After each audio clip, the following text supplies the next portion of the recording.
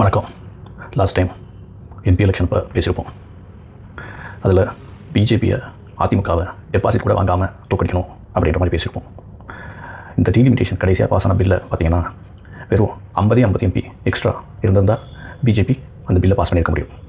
So இப்போ நம்ம வச்சுருக்க 39 எம்பியோ 40 எம்பியோ எவ்வளோ முக்கியன்றது இந்த பில் பாஸ் பண்ணுறதுலேருந்து நமக்கு தெரிஞ்சிருக்கும். ஸோ இந்த எலெக்ஷனும் அதே மாதிரி தான். அதை விட இது ரொம்ப க்ரூஷியல். பட்ஜெட்டில் போதுமான ஃபண்டிங் தராமல் இருக்கிறது தொடங்கி, இந்த டீலிமிட்டேஷன் பில் கொண்டு வரது தொடங்கி, இப்போ இந்த கேந்திர வித்யாலயாவில் கண்டிப்பாக ஹிந்தி படி அப்படின்னு வந்து நிற்கிறது தொடங்கி, அவங்களோட அடுத்த கட்ட ஆட்டத்துக்கு இது ஈஸியாக வழிவகுக்கும். இந்த கவர்மெண்ட்டை நமக்கு எவ்வளோ முக்கியன்றது இந்த எல்லா பில்லேருந்தும் நமக்கு தெளிவாக தெரியும். ஸோ இது ட்ரையல் பார்க்குறதுக்கு, விளையாடுறதுக்கு இதுக்கான நேரம் இல்லை. விளையாடுறதுக்கு வளர்ந்து நிற்கிற யூரோப்பில் கூட ஒரு சான்ஸ் கொடுத்து பார்ப்போமே அப்படின்லாம் யாரும் கொடுக்க முடியாது. சான்ஸ் கொடுக்குறதுக்கு இது மியூசிக்கல் சேரில், இது சிஎம் சீட்டு வந்துட்டு அம்மா அப்பாவை பார்த்துக்கலாம். அட்லீஸ்ட் ஒரு வேளை சோறு போடலாம் அம்மா அப்பாவுக்கு. குடும்பத்தை, பெத்த பிள்ளைய, சொந்த குடும்பத்தை, சொந்த மனைவியை கொஞ்சம் பார்த்துக்கலாம்.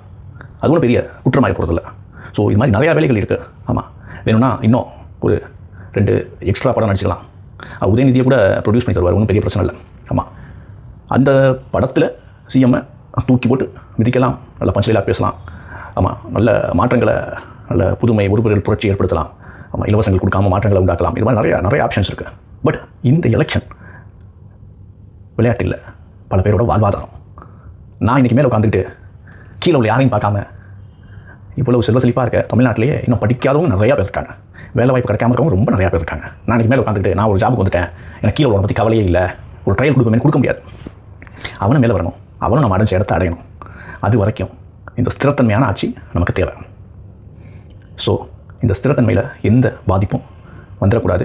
அப்படி வருதுன்னா அது ஒரு திராணியான சிஎம்லேருந்து வரணும். ஏன்னா சிஎம் பொசிஷனில் உட்காரதுன்றது ஒரு திராணியான ஒரு ஆண்மகன் வேணும்.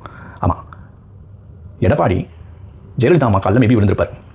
ஆனால் நம்ம பகவதி ஜெயலலிதா அம்மா காலில் விழுவாப்பில், கலைஞர் ஐயா காலில் விழுவாப்பில், மோடி ஐயா காலில் விழுவாப்பில், கால்னு கண்டாலே விழுவாப்பில். கால்னு கண்டாலே விழுவுறவரெலாம் சிஎம் ஆகிட முடியாது. சிஎம்ன்றது ரொம்ப பெருசு. ஆமாம், கண்ட காலையும் விழுவாப்பில், அம்மா அப்பா காலை மட்டும் அடிச்சு துரத்திடுவாப்பில்.